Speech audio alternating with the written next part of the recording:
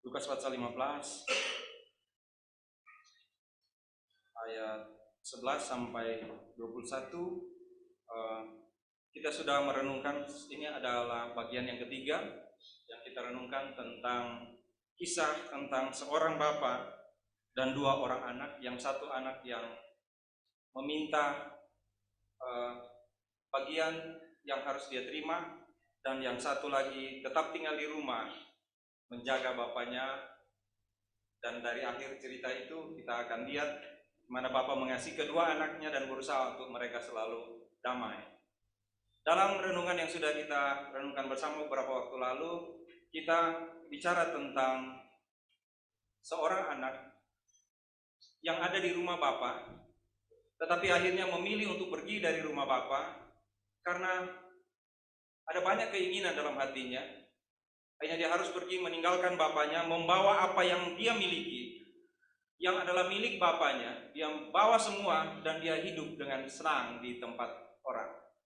Saya bicara waktu itu tentang pelayan, tentang hamba Tuhan, yaitu ada banyak orang seperti hamba Tuhan ini, seorang anak ini, yaitu berada dalam persekutuan dengan Bapa, tapi ternyata tidak pernah merasa aman di rumah Bapa sekalipun semua tersedia.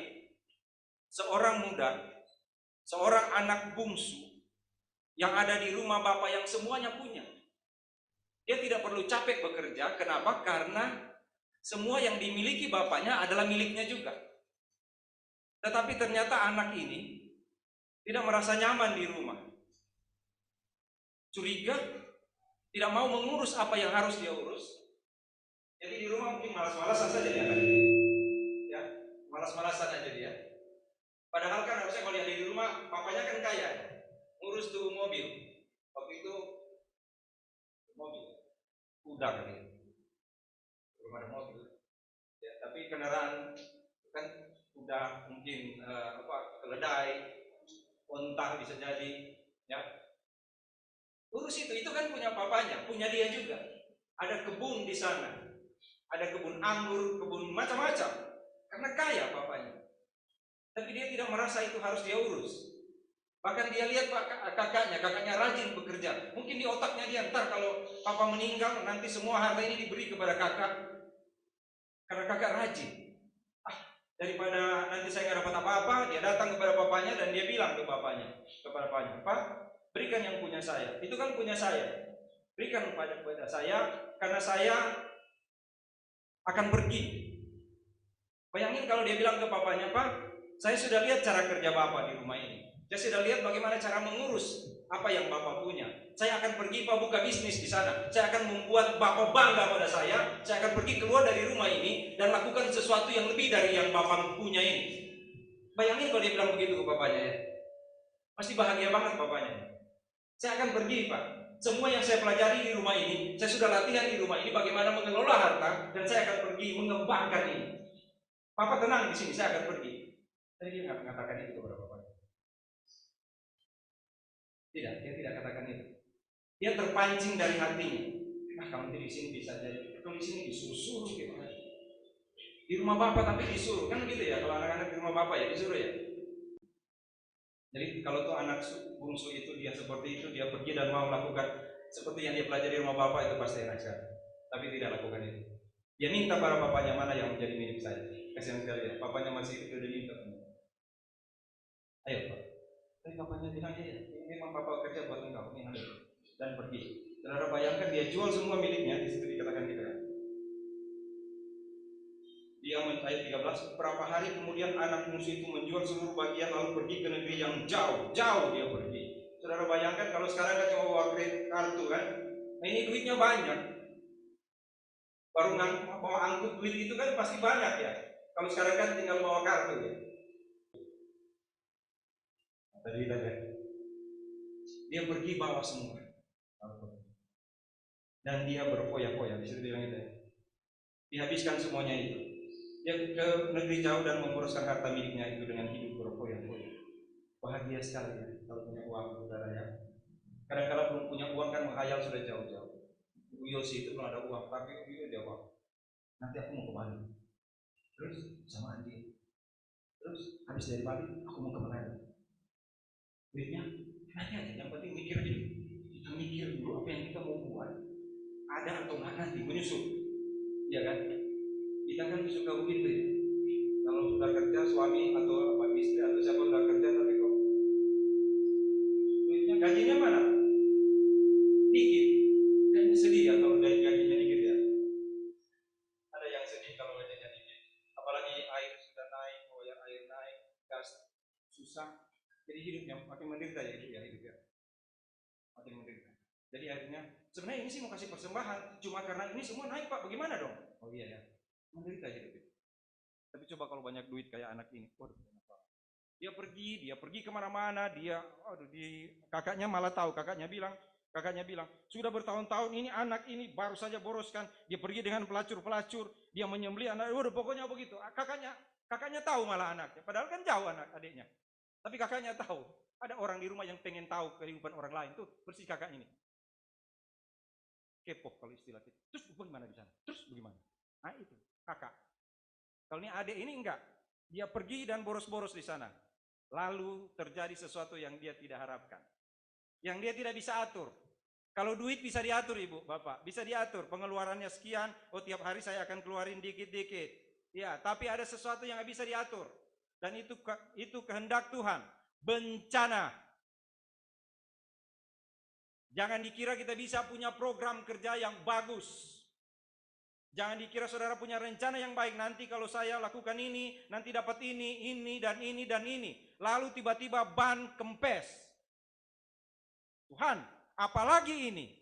Syukur waktu itu Tuhan gak bilang, memang aku yang bikin. Aku ingin kasih mobil ke kamu. Kalau ban kan bukan urusanku. Pernah begitu gak? Ya bersaksi langsung begini, Pak Sohor ini macam-macam aja. Ya kan? Pernah gak begitu? Sudah kacau hidup, sudah enak sekali kalau hidup enak, lupa Tuhan dia. Dia lupa Tuhan, dia lupa papanya, dia lupa saudaranya, dia lupa semuanya. Tapi mulai ada bencana dia mulai pikir, selesai hidup saya. Habis saya. Nggak bisa apa-apa saya. Tapi jangan takut. Ada teman-teman. Kamu kan dulu kita bantu ya? Saudara punya teman baik nggak? Suka gantian ngajak makan nggak? Suka gantian bantu saudara nggak? Ada kan teman baik yang begitu kan? Tapi ada juga teman baik yang merumuskan kita kan? Nah ini temannya si adik ini, si bungsu ini. Kelaparan, lalu dia mulai datang ke temannya. John, ingat nggak yang kemarin kita bareng-bareng itu, yang di mall itu? Yang ingat nggak waktu kita di kafe itu? Kan kita ya. Dia bilang, iya waktu itu. Tapi terus kenapa ya? Mau ke situ lagi? Enggak, aku lagi lapar. Oh sama, kita juga lapar. Dia pindah ke Sinta. Ada Sinta ya. Ke Since. Ya, Sin, waktu itu kan kita sama-sama ya. Yang kamu minta beli gelang itu kan aku beli kan? Iya, kenapa? Terus gimana? Ya sekarang gimana? Saya lapar. Oh sama. Sama-sama lapar. Jadi kalau senang sama-sama, menderita juga sama-sama. Iya, itu teman namanya. Teman itu kalau bahagia sama-sama, menderita sama-sama. Tapi tanggung masing-masing. Kamu nggak makan? Iya, saya juga nggak makan. Terus bagaimana hidup? Nggak tahu. Ya kamu urus saja. Rumah kamu di mana? Makanya pulang. Tapi jauh. Waktu datang saya banyak duit. Saya bisa bayar orang bawa barang-barang saya. Saya sekarang mau pulang gimana? Nah itu derita loh. Ya, itu derita loh. Teman mulai tidak ada. Duit tidak ada, teman tidak ada. Tidak ada makanan. Tapi masih ada harapan. Ada kandang babi. Bisa saya ke sana dan dia pergi ke kandang babi itu. Boleh nggak saya piara babi di sini? Oh boleh. Silakan jaga babi. Kalau makan gaji dia nggak bicara gaji. Karena dia tahu semua dalam keadaan bencana kelaparan. Saya bisa dapat makan, bisa. Yang penting kamu ke kandang babi saja. Nanti kamu makan. Dan yang makan apa? Ampas makanan babi. Dia makan saja. Kemarin McD, kemarin GoFood, ini dan ini. Sekarang itu makanan babi itu ada seperti buah, seperti apa? Seperti hampir kayak saya lupa itu. Yang kalau makan itu suka bau itu apa? Maaf ya yang suka itu, saya nggak suka kebetulan. Jengkol, nah, hampir model gitu tapi lebih kecil. Seperti itu. Itu yang dimakan sama babi itu. Ya, dan dia makan itu. Sambil dia makan, dia mulai mikir. Teman-teman nggak ada. Semua nggak ada. Saudara tahu, orang yang pergi meninggalkan rumah Bapa seperti orang mati. Bapaknya bilang apa? Anakku hilang, bukan cuma hilang, tapi mati. Orang yang pergi dari persekutuan dengan Tuhan, orang yang pergi dari pelayanan, orang yang pergi dari seharusnya dia mengurus Tuhan adalah orang yang hilang, tapi yang paling bahaya adalah mati. Mati. Nggak bisa apa-apa. Mau apa? Mau kemana? Nggak ada makanan, dia makan sambil duduk. Bagaimana? Dulu dia iri dengan orang lain di luar sana yang selalu makan enak. Sekarang di otak dia, pembantu di rumah Papa ini pasti makan enak.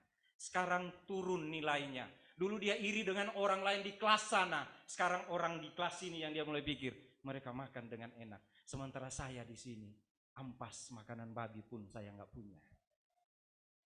Nggak punya. Ampasnya dari buah itu pun nggak punya dia. Dia duduk di situ dan mulai berpikir, wow, apa yang terjadi dengan saya? Saudara, dia tidak persalahkan siapa-siapa. Itu hebatnya anak bungsu ini. Dia tidak berdiri dan bilang begini, Tuhan, kenapa seperti ini? Saya kan anak Israel, Tuhan. Saya punya Allah yang hidup. Saya punya itu, tapi kenapa saya seperti ini? Enggak. Dia berdiri dan lihat dirinya. Ini saya sudah meninggalkan ayah saya. Saya sudah meninggalkan ayah saya dan pergi bersama dengan orang-orang yang menurut saya cocok dengan saya. Tapi ternyata mereka tidak menghiraukan saya. Saya tidak pantas berada di sini. Saya tidak pantas berada di sini, tapi sekarang saya ada di sini. Sejajar dengan babi-babi ini. Sejajar dengan binatang peliharaan ini. Saya ada di sini sekarang. Saya yang salah. Saya tidak punya apa-apa. Saya tidak punya hak membela diri. Ini kesalahan saya. Saudara, punya hati seperti itu bukan hal mudah. Tidak mudah. Saya sendiri tidak pernah merasa tidak punya apa-apa. Ketika saya menjadi orang yang membenci Tuhan, ketika saya menjadi orang yang membenci orang-orang di sekitar saya tidak pernah merasa saya bersalah pada waktu itu. Saya merasa orang-orang di sekitar saya yang salah. Bahkan saya bilang Tuhan yang salah. Kenapa ambil papa saya pada waktu saya masih 12 tahun? Kenapa? Itu yang ada di otak saya. Orang-orang yang tidak pernah merasa hancur sama sekali. Tidak pernah ada pertobatan dalam hidupnya. Bahkan orang-orang yang selalu merasa dosanya sudah diampuni. Banyak kali orang-orang itu bukanlah orang-orang yang menghormati Tuhan. Kalau ada orang yang sudah merasa sudah melakukan sesuatu untuk Tuhan, banyak kali orang-orang itu pun bukan orang-orang yang menghormati Tuhan. Dari mana kita pelajari itu? Dari anak yang sulung, kalau saudara lihat. Dari anak yang bungsu ini yang kita pelajari adalah memang dia melakukan kesalahan. Dia pergi dan menghabiskan semuanya. Tetapi kalau dia tidak mengalami penderitaan, tidak mungkin dia bilang dalam dirinya, dia bilang, saya sudah berdosa kepada surga dan kepada Bapa. Saya akan pulang bukan lagi sebagai anak. Saya akan pulang bahkan sejajar dengan babi-babi ini.